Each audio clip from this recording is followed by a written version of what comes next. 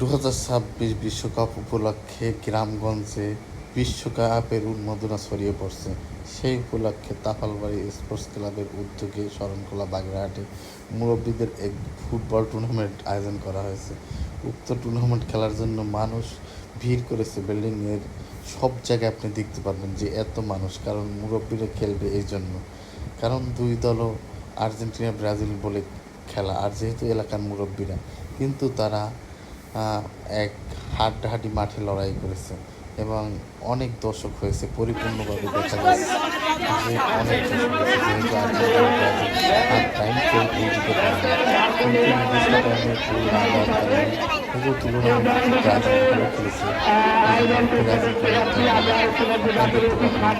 বয়সী বিভিন্ন শ্রেণীর মানুষ এখানে উপস্থিত হয়েছে কারো বাবা, কারো দাদা, কারো এলাকার